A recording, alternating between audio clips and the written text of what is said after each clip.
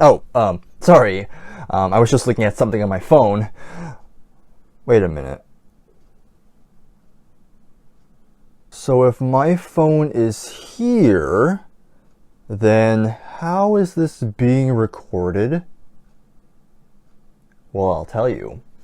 Because well, I'm recording this the next day because I didn't get a chance to do anything with it yesterday. But yesterday, I finally have a new camera and I am using it right now, as you can see.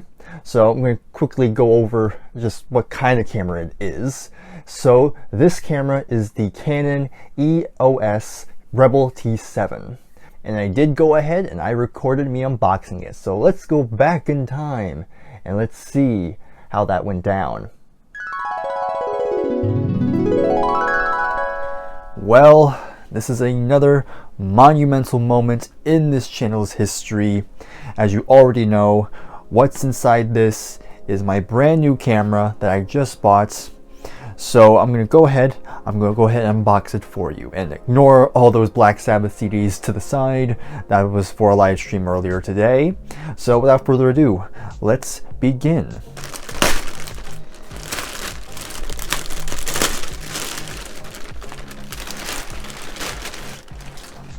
So here is the box. Let's see what comes with it.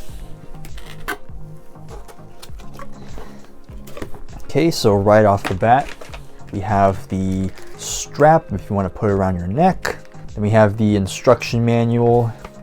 Has all the instructions, all in many different languages, so that's why it's very thick. But there's that. So right here is the battery pack. So let's go ahead and take it out of this to see what it looks like. Whoop, it's just off to a great start. I'm a little novice to this. Well, I'm not a novice, but it's been a bit since I worked with these things. So there we go. It's all wrapped up in this tape thing. It's right there. Then here's the charger for the battery pack. And of course, I already know what's inside this thing. This is the lens itself.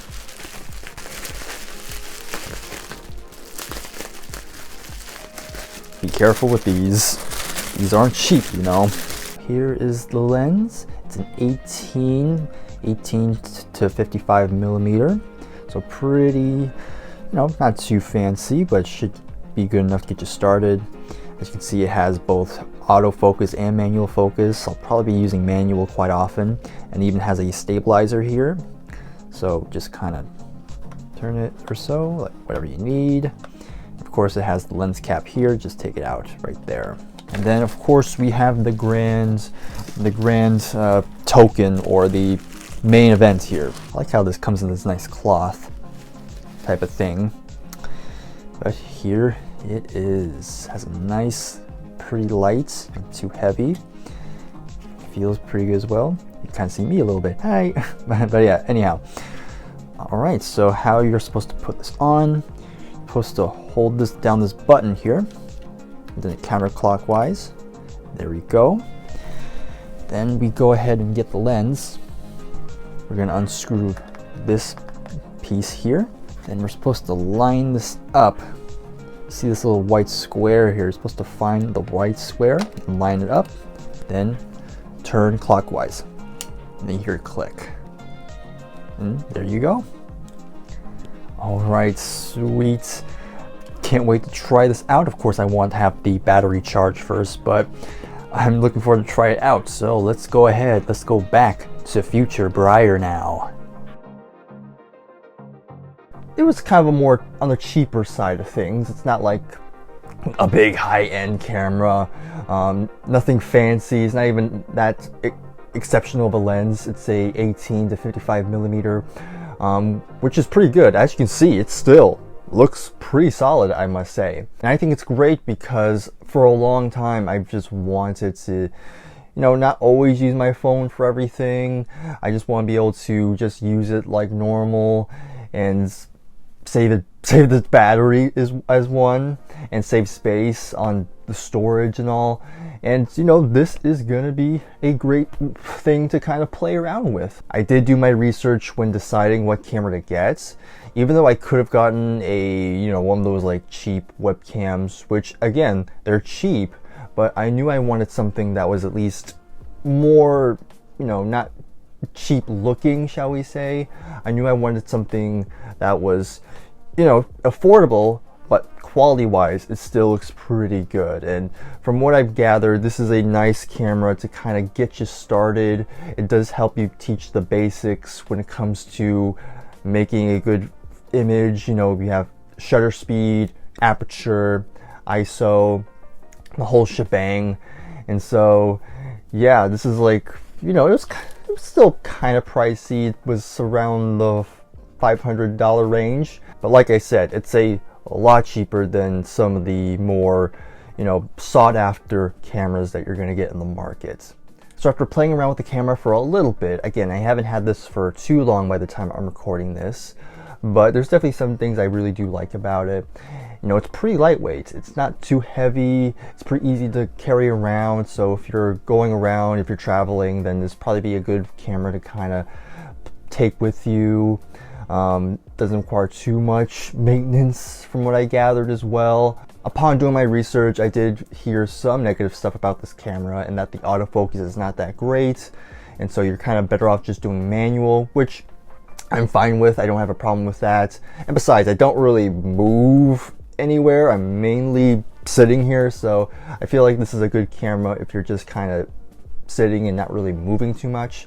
Then I think it'll be perfect for what I do. So there's that.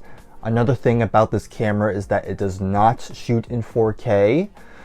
Now that's becoming more of the standard here on YouTube from what I've seen, but you know, these types of videos don't really need the 4K. Again, it shoots in HD max and it's perfectly fine for what I do. So again, I have no issue there. You know, 1080p looks fine to me. So again, I have no issue with that. There is one negative I do have with this camera, and it's the fact that you can't really plug in an external mic. Off to the side, there's usually places where you can input certain things, and there's usually one that you can put a mic on it. But with this camera, you cannot do that. As you can see in this B-roll right here, it does not fit. And so I will have to record my audio separately. And you can see I still have my mic on, but you're probably wondering, okay, how am I recording my audio? Well, even though I said that I was not going to use my phone to record videos, I'm still going to be using it to record my audio. As you can see, I'm just on the voice memo app, and it's just recording everything. So aside from that, I'm willing to make that sacrifice because, again, quality wise, visually, I think it looks pretty nice.